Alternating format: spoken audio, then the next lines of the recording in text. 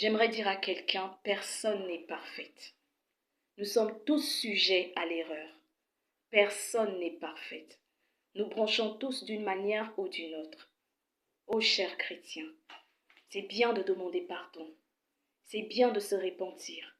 Mais la grande question que nous devons toujours nous poser est celle de savoir, est-ce que nous sommes prêts? Est-ce que nous sommes prêts? Est-ce que tu es prêt à servir Christ en esprit et en vérité? Quand tout le monde te voit et quand personne ne te voit, quand tu es seul, quand il n'y a personne pour te pointer du doigt, quand il n'y a personne pour voir tes actions, quand tu es seul. Nous sommes nombreux à servir Christ devant les gens, à intégrer tous les groupes de l'Église, à évangéliser sur les réseaux sociaux. Mais combien sommes-nous à servir Christ dans le secret, à être vrai dans le secret? Quand tu seras prêt à servir Christ en esprit et en vérité, quand tu es seul, c'est à ce moment-là que ta repentance sera vraie.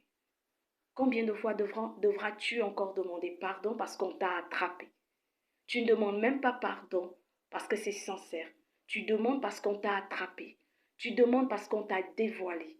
Tu ne demandes pas parce que tu le veux véritablement. Sinon, pourquoi vivre dans le paraître? Devant les gens, tu sers Dieu. Devant les gens, tu es exemplaire.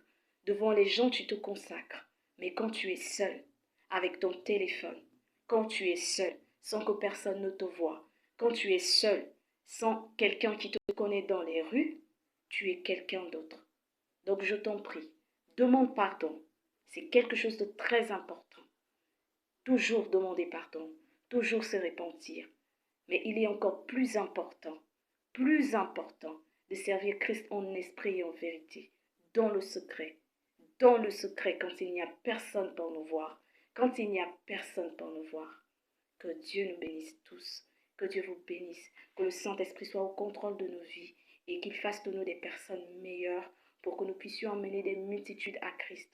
Car nous qui sommes déjà dans la maison, nous nous devons d'être des exemples pour emmener d'autres, car la voie vaste entraîne beaucoup de personnes et cette qui est étroite, très peu de personnes. La moisson est grande et il y a peu d'ouvriers. Donc toi qui es déjà ouvrier, je t'en prie, sers Dieu en esprit et en vérité, dans le secret, comme tu le fais devant les gens. C'est sans l'hypocrisie, c'est sans la fausseté. Certes, nous branchons tous d'une manière ou d'une autre, mais soyons vrais avec Dieu, pour que le Saint-Esprit puisse bien œuvrer en nous. Que Dieu soit béni, que Dieu soit béni, que Dieu soit béni et que son nom soit glorifié. Jésus.